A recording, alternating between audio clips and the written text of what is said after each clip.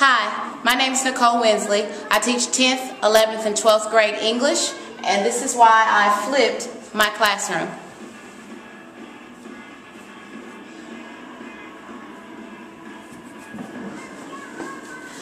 I teach in a 21st century one-to-one laptop environment.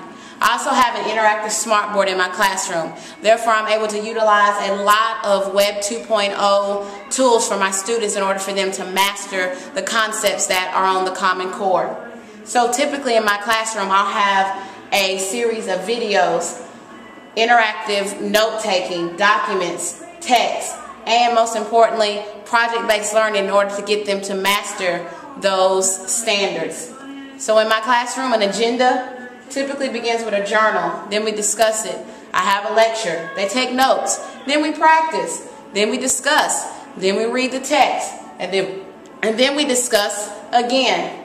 All of this in 90 minutes? That's impossible. So my students were lost. They were scrambling. They were stressed. Some of them rushed just to get finished, just to get credit for the activities.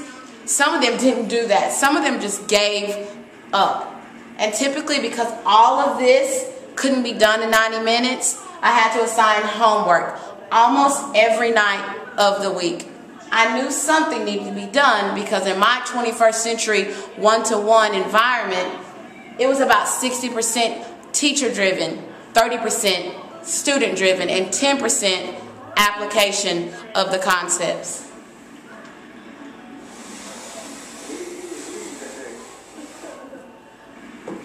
So I went to the internet and I came across a YouTube video called Why I Flipped My Classroom.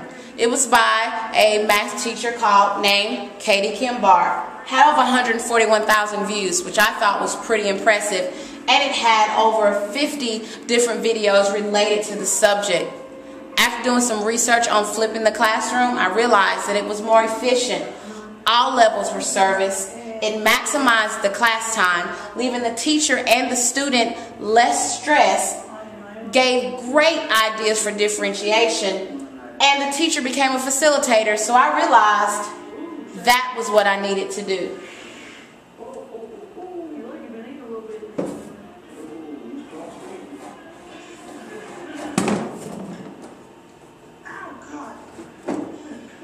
So, here's what flipping the classroom looks like.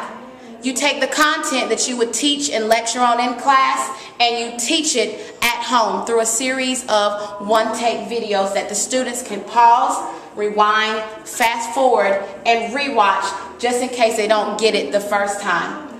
Then the students can create and pose questions either online, on a sheet, or in their notebook that they can discuss or ask the next day in class.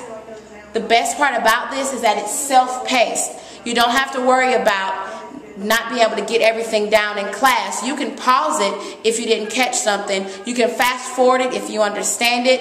And you can rewind it if you need to get something again. You don't have to wait on the teacher or wait on other students to copy down the notes that you would traditionally take in class. You can do it on your own. You can remediate if you need to refresh on something. And you can accelerate if you want to get ahead.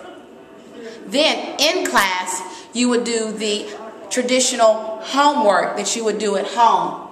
And as a teacher, you can then break your kids up by their learning levels based on that concept. So you could have students working on text analysis, writing extension activities or projects. You could have a group of students discussing, and you could have students working on trying to level up, meaning trying to catch up because they're at a lower learning level on that concept. So all of this is going on in my classroom now.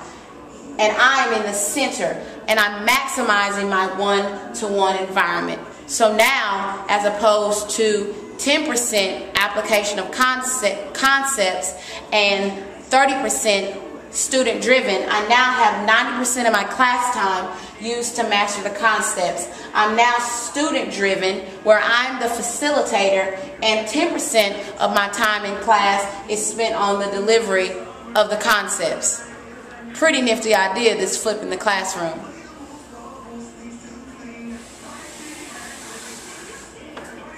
If you want to know more about flipping the classroom, visit Fizz at fizz.com. www.fi.ncsu.edu.